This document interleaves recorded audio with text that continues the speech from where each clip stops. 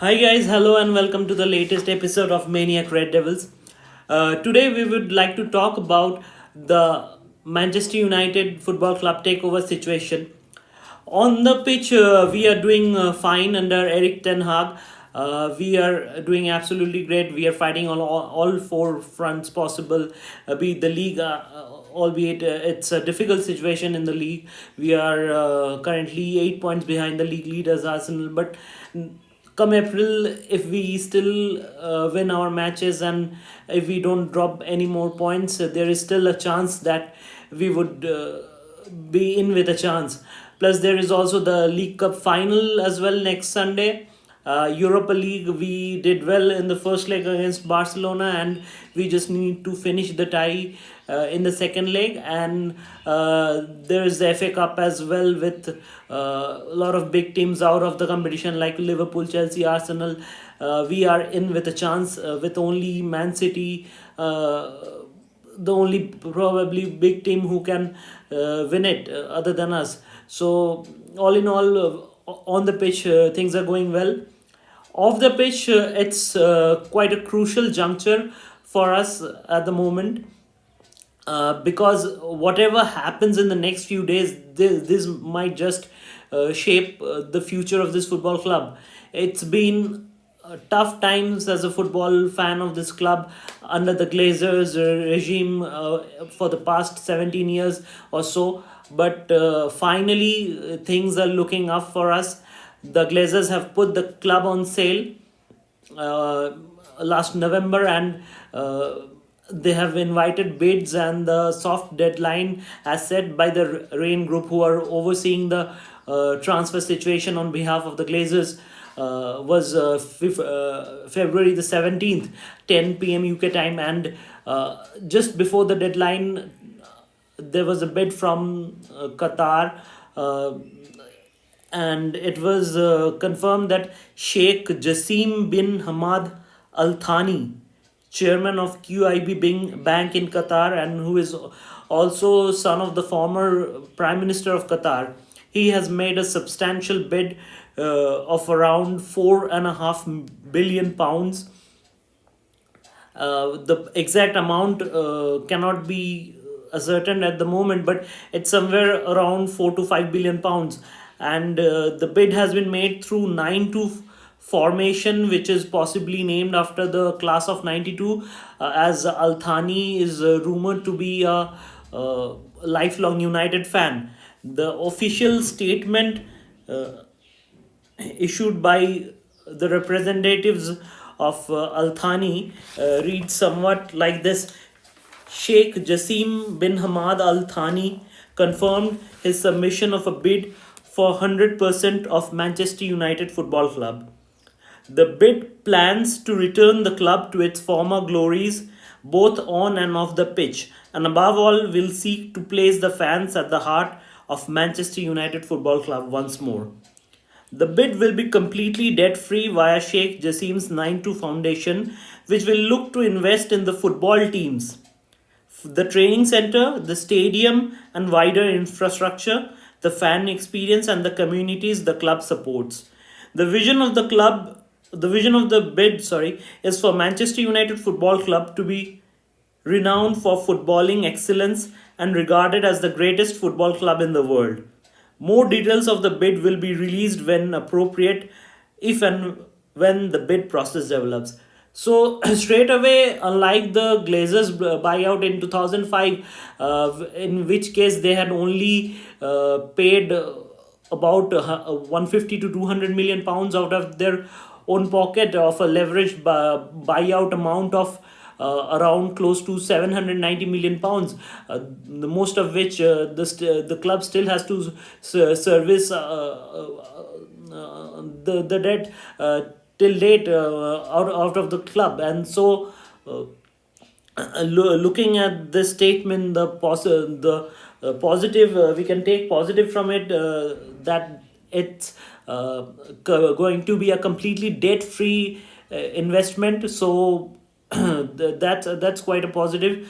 Now, but we have to look at it in details in order to understand the possible reasons as to why he would be willing to take over the club. Willing to make that big an investment, apart from the money obviously, and plus the fact that he's a self-proclaimed lifelong Manchester United supporter. There could also be issues like looking to improve the profile of him and and his country, as Qatar, we all know, have been uh, they have been related to big issues like that of the human rights and the migrant workers issues, as well as the LGBTQ rights.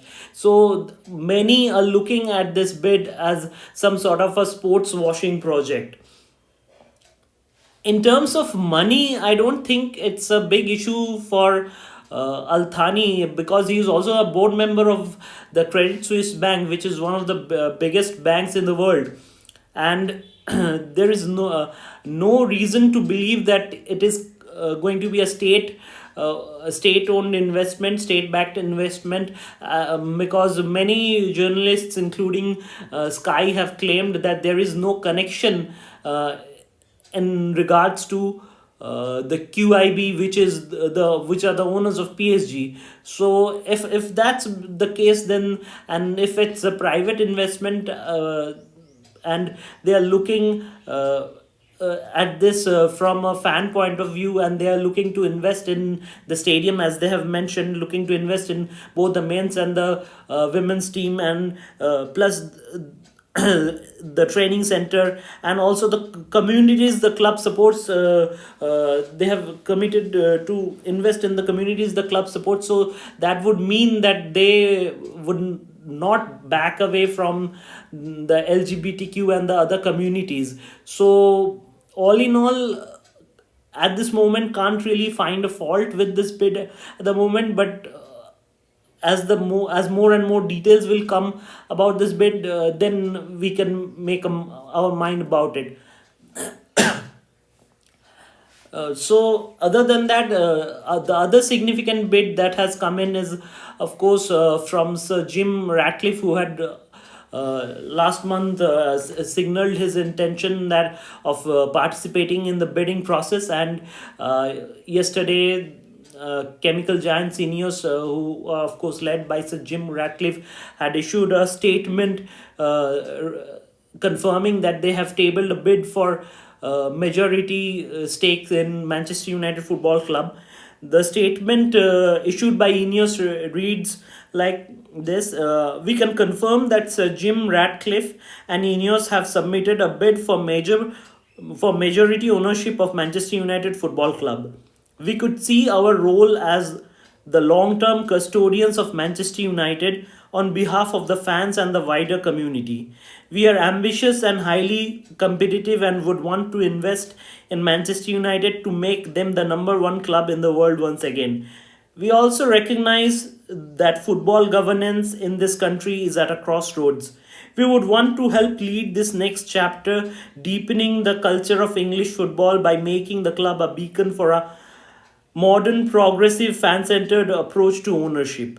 We want a Manchester United anchored in its proud history and roots in the northwest of England, putting the Manchester back into Manchester United and clearly focusing on winning the Champions League. Now, as far as this bid is confirmed, there are rumors that this isn't going to be a debt free investment. And this bid is going to be somewhat similar to what the Glazers did, and especially with Sir Jim's connection with Goldman Sachs and JP Morgan. There are rumors that he will take a personal loan in order to finance this deal. Now, this immediately rings alarm bells for us Manchester United fans who have seen the Glazers take over, especially those who are old enough to remember that time. So this is a tricky one. Until and unless more details are out about this, it's difficult to make our mind about it. But there is another thing that's a sort of a warning as well, because of Sir Jim's closeness to JP Morgan. JP Morgan, if you can remember, were one of the key sponsors of the breakaway European Super League. So, does that mean that in the future there might be a situation that Manchester United under Jim Ratcliffe, if and when the takeover takes place, that is, would like to participate in the European Super League? So this would, I don't think this would be taken that well by the fans, if that's the case.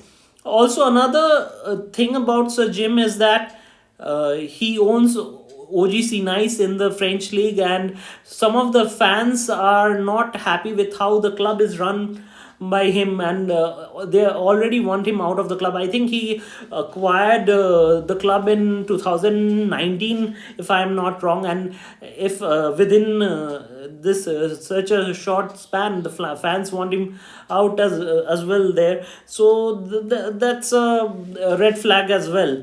Now, other than these two bids, there is possibly also talks of interest from the Saudi as well as the US. The another news that came out yesterday was that it was reported by the Times, and it said that the American hedge fund giant Elliott has entered the 5 billion bidding battle for MUFC in an extraordinary 11th hour soup. The heavyweight investor run by Paul Singer has ruled itself out of a full takeover of the club, but has offered to provide the financing for a bid. So, this is another tricky situation, another thing which is difficult to judge. If they do not. If they are not interested in a full takeover of the club, so does that mean that they will own some minority stakes, and which in turn helps the Glazers stay at the club? So this is a bit of a concern, but anyways, whichever way things goes from here on, I don't think that the Glazers have an option to back out from this deal, because Manchester United share prices, the moment the Glazers put the club on sale back in November, the share prices have doubled, and if they back out of this deal, there is also the chance of the share prices dropping down. Plus, there will be huge fan backlash, to say the least. So, and anyways, they had bought the club on a leveraged buyout clause, paying about 150 to 200 million out of their own pockets, out of a total of around 790 800 million worth of deal. So, and if they manage to get somewhere around 3.5 to 5 or 6 billion pounds for this deal, it's gotta be the biggest heists of this century that they will pull off. So, this I don't think there is a case for the Glazers to not sell the club at this moment, especially the money they will get. It's going to be 100% tax free, as they have already shifted the club's registered office from Manchester to the Cayman Islands. So, anyways, it's a win-win scenario for all involved. Whoever wins the bid gets access to the biggest fan base in global sports, and he would be the owner of the biggest sporting brands in all over the world. And for the Glazers, they get what they want, which is money. And for the fans, it's the best case scenario, with the Glazers leaving and possibly getting an owner who is concerned about the club. So, For today, that's all the update that I have at this moment. But if there is any further update, I'll keep you posted in this channel. So watch this space, and please subscribe to our channel to stay updated regarding the Manchester United takeover situation. And that's it for today. Thank you for joining. Bye bye.